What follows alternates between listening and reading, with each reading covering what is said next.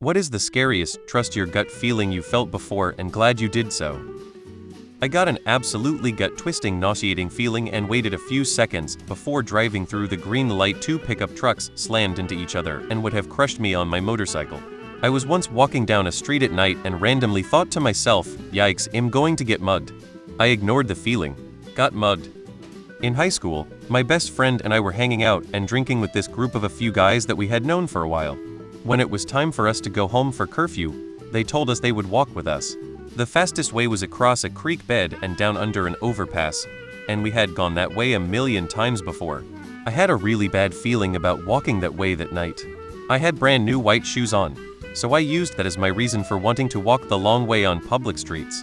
My friend was annoyed and the guys got mad and told us to walk by ourselves. A few months later, 3 of those guys were arrested for raping a girl when she got drunk with them.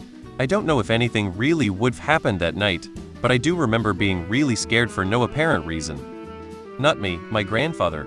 He used to never wear his seatbelt. One day he's driving around with my mom, and suddenly remarks, "I feel like I'm about to go through the windshield," and buckles in. Less than 30 seconds later, as they are going through an intersection, a car blows the red light going like 40 mph and slams into my grandpa's side of the car. He walked away with nothing worse than some fractured ribs, and now he always wears his seatbelt. My dead best friend visited me in my dream and ran into her in a grocery store. I remember I was ecstatic to see her and blabbed, and she just simply responded, "You're sick," and I woke up. In a few days, I found out I had high-risk cervical lesions and needed surgery. Leaving my headphones out when the Bluetooth spontaneously disconnected. A weird guy was following me home. I watched from my patio as he went up and down the street looking for me. A few weeks later, a woman has attacked in the area. Serious injuries. When I was pregnant, I got bit by a Lyme tick at 28 weeks. Noticed the bullseye and got on antibiotics. My obgyn brushed it off after that, no harm done according to her. When I went to the hospital at 35 weeks to register for delivery, normal procedure here, I mentioned the Lyme, but that I took abs. Next day, they call me and tell me they want to induce at 37 weeks because Lyme can damage the placenta and they would rather not risk it. Oof. I talked to my obgyn about it and she basically laughed it off, telling me not to induce. My gut instincts told me to induce, so I went with the hospital's advice and had my son at 37 weeks. He was tiny and it was a tough few weeks after that getting him to eat and stuff because he was so tiny and tired. The hospital sent the placenta to pathology. It was severely damaged and wouldn't have held up much longer. If I had listened to my obgyn, I would have probably lost my son. Needless to say, I switched obgyns after that. Someone I came in contact with at work semi-frequently once every 1-2 months gave me the creeps, but for no apparent reason. He never said anything inappropriate or touched me, and I could never figure out why. A couple years later it came to light he was drugging young patients and videotaping raping them in his clinic. Family medicine doctor, his wife, found the footage and turned him in. I have so many situations like this, but this one definitely stands out. I live by the mantra, if it feels weird, it is weird. Our gut instincts are usually spot on. This is not mine, but is chilling. About 15 years back, I worked with a guy who told me that in his younger days, aged C12 year, he attended a local youth club. One night, the guy that ran it wanted the boys to go shirts v skins for a game of football or whatever. My workmate was to be in the skins team. He refused to take his shirt off. One thing led to another. A big drama ensued. He got kicked out club and sent home. His mom and dad weren't happy, starting giving him a row, asking why he'd made such a fuss.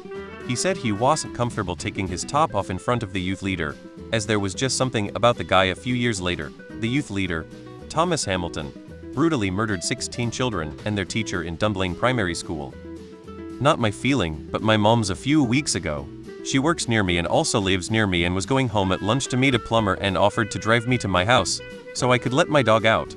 I normally take the bus to work and then bus home at lunch and back, so the plan was for her to drive me home so I could walk my dog for a bit longer and then I'd take the bus back. But when we got to my house, she said she thought she better just drive me back to work real quick, it's like 10 minutes, and then go meet the plumber. On our way back we saw ambulances and police cars going back towards my house. I pulled up the police scanner and we realized there was a shooting at my bus stop. At the time, I would have been waiting for the bus back to work. This is my dad's story. My grandfather was old but in good health. Every night, my dad used to call my grandfather, tell him he's coming over, then go and spend an hour talking to my grandfather. One night he had this feeling he had to go. Just had to go. He called and said he was coming. Nothing seemed out of the ordinary. But then a series of really unlikely things happened. Walmart register transaction had some technical issues that took 15 min to sort out. Then there was an accident causing more traffic backup that added another delay. Then a third thing that I no longer remember. When my dad finally got to my grandfather's, my grandfather had died. As if he had simply fallen over in his bedroom mid-step. My dad, a physician, actually wonders to this day what if he had shown up just 30 or 45 min earlier? I had to leave for an appointment, and for some reason I felt the urge to just sit in my car before leaving. I sat there just looking around for 2 minutes or so. Then the feeling went away and I left. When I was on the highway, I saw a crash happen just minutes before I was supposed to be there. Truck blew a tire, hit other cars which hit other cars as well. It was a mess. 2 people died. A few others heavily injured to the hospital. I was in the traffic behind the scene for about 2 hours and was so glad I just sat in my car just staring around before leaving. I still do that sometimes, thinking back to that moment. Shouting at my daft brother-in-law to get out of the sea. He's a fit, strong, confident swimmer, but he had his young daughter on his shoulders and my gut was telling me that the waves were just too rough to be safe. They were both fine, but after we all returned home we heard that another strong, confident swimmer died in exactly the same place about half an hour later. I thought my son's breathing was weird. He was 4 days old. I couldn't even explain to his doctor what I thought was weird, I just knew it was weird. Took him into the pediatrician and she did a basic look at him, watched him breathe, and said he was fine. Him just an anxious mommy mode. Yeah, okay. Following day I take him into the ER telling them the same thing. I don't know what it is, but his breathing is just weird, and boom, his oxygen was 72. He ended up staying on supplemental oxygen at home for 2 months. I was crying to one of the nurses, and he told me mom instinct is real and I've seen it save a lot of kids' lives. So it wasn't my gut, but my friend's. I had noticed whenever she had a bad feeling, it almost always turned out to be correct. We were going to sneak out one night and ride in the back of a friend's truck like we did sometimes. She told me she had a bad feeling and I immediately backed out, and so did she. The others didn't listen, and that night the truck flipped with 2 of our friends in the back. They were both hospitalized for a couple of weeks. One shattered his arm, so bad it never fully healed right, and one has full back scars from the road burn. Decided to take a day off work. I never missed time. Well, that day there was an explosion in my work area, and if I had been there it would have definitely caused significant damage or death. I wanted to talk to a professor about an essay I was writing. I knew her office hours were open, just talked to a bunch of friends and had good grades. It was a new term and things were good, even nice weather for fall term. I thought, fuck it, I'll just grab a snack from the student store. I walked in, popped open a cup noodles, not a sponsor, and dispensed hot water in it. As I was paying for it at the counter, a student burst in out of breath, crying, and frantic. She said to call the police as there was an active shooter. We hid in the supply closet next to snacks and textbooks, along with at least 6 others. The student explained where it was, and it was a rampage through the same building I was about to go to. My professor was with a student, and I would have been waiting right in the open near where part of the rampage took place. At least 9 died that day, and 1 was someone I grew up with. If it weren't for my gut literally feeling empty and my mind saying fuck it, I would have had a front row seat to that. One night, back in college, I was the DD and had a car full of people. I was driving home.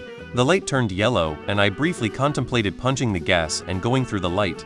For some reason I can't explain, I decided not to. The car next to me decided to instead and was T-boned by a semi.